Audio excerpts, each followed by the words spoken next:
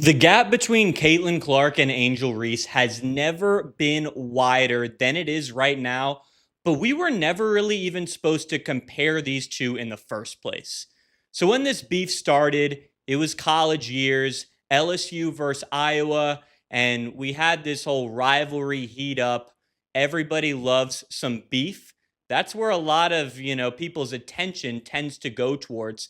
And that's what happened here with this Caitlyn Clark and Angel Reese beef. We had Angel Reese's LSU squad defeating Caitlyn Clark's Iowa team.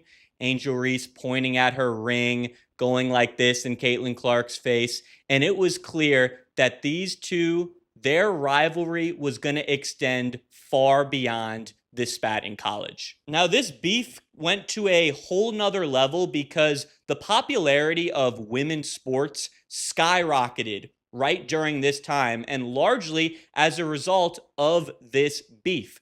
We had the numbers for women's college basketball, WNBA, and all of women's sports really growing at a fast pace.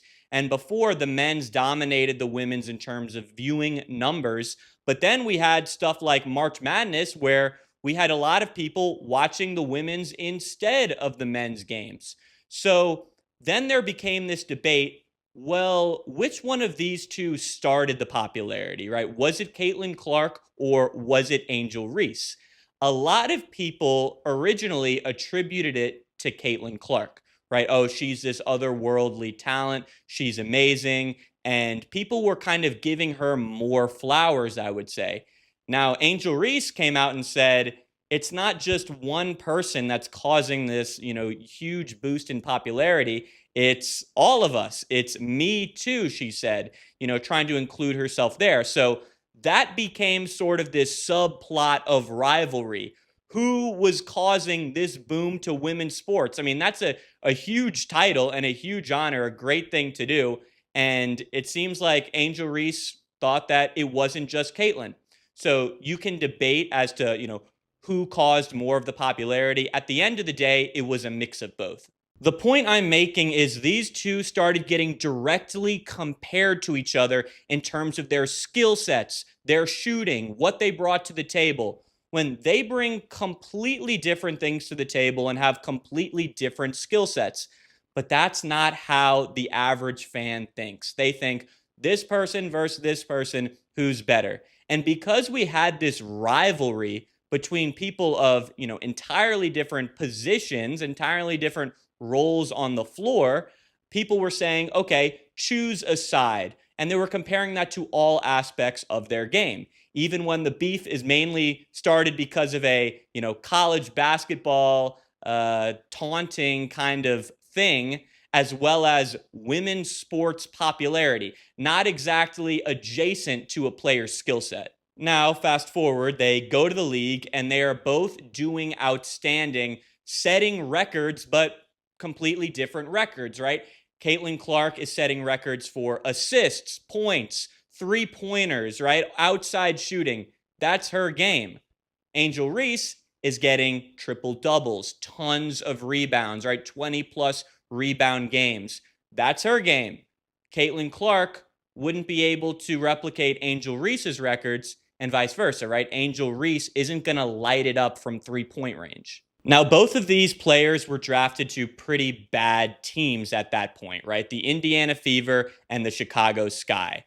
There was never any meaningful rivalry between those two teams, aside from the rivalry between Caitlyn Clark and Angel Reese that all resulted from this beef, right? Any sort of viral moment that you'd see between Caitlyn Clark and Angel Reese, it was one pushing the other. It was one talking about the other in an interview, and people would, interpret that certain ways. And that conversation kept morphing to Caitlyn Clark is so much better than Angel Reese. Caitlyn Clark could never do this, what Angel Reese is doing, people picking sides. But it was never about the skill set. Now, let's go to this season. Caitlyn Clark has set a record for the most 20-point, 10 assists game. She set it, and then she just broke her own record, getting her 12th. So extremely hot start for Caitlyn Clark and the Indiana Fever here. But Angel Reese, on the flip side, is not experiencing such greatness at the beginning of this year. She got benched in her last game down the stretch. They were down big. She got benched. And when she got benched, her team started coming back. They didn't pull it out, but it definitely got people's attention. And a big reason why this is so crazy is Angel Reese is not on the Chicago Sky anymore. She got traded for 2 first-round picks to the Atlanta Dream, a team that was thought to be a contender for the WNBA title. And they spent a lot to go out and get Angel Reese to push them over the edge. And yet now they're not even utilizing her down the stretch in this game. Now, I really do think this beef with Caitlyn Clark has affected the way that Angel Reese plays her game, right? Everybody wants to be the hero. ISO ball at the end, hits the game winner, step back, give me the ball, I'll give you a point when it matters. That is very much Caitlyn Clark's game, but Angel Reese, what she brings to the table is far different. So, Angel Reese, her money is made down low. She's 6'3". Let's put that in perspective. CJ McCollum is 6'3", right? We're not talking about a big center like Shaquille O'Neal who you can get the ball to, dunk it, get easy points like we're seeing with Wembanyama just walking through the defense. Angel Reese's points down low are going to be a little bit more difficult, and that's just the nature of the height and the way the WNBA works. So Angel Reese, what she's trying to do, in my opinion, is playing a little bit like we might have seen Dwight Howard play with the Magic, right? Dwight Howard had a big package down low, post package. He was able to do a lot of hook shots. He wasn't just dunking every time, although it was a big part of his game. They'd get him the ball in the post, and he would make magic happen there. The guy that Angel Reese, I think, really should be trying to emulate is Rudy Gobert.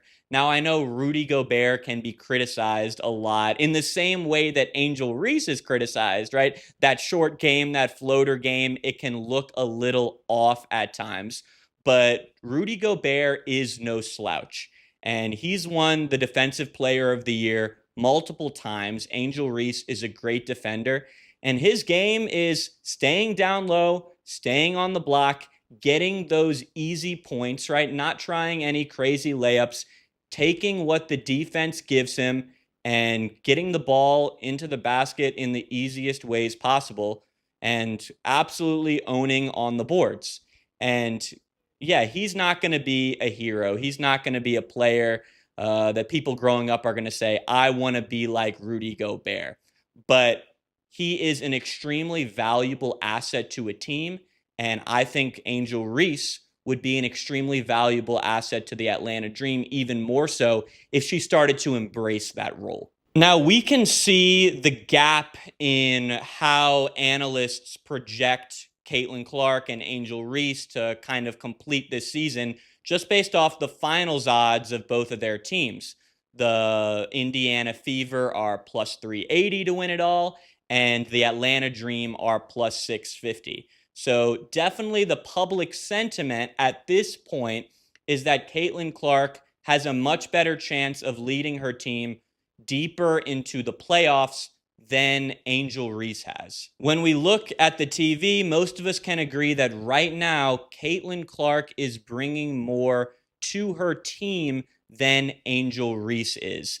But that does not have to be the case throughout the course of the season. I think if we see Angel Reese kind of re-identify her role with the Atlanta Dream, take that more Rudy Gobert approach, we can start to have a more meaningful conversation as to who provides more value to their team. But once again, these two people, they're being compared for reasons that don't really add up when you compare a player. You don't compare Steph Curry and Shaquille O'Neal and say, who's got the better skill set? Unfortunately, that's where we're at with Caitlyn Clark and Angel Reese, and it's provided a lot of toxicity to this conversation. But I encourage everyone to keep an open mind moving forward.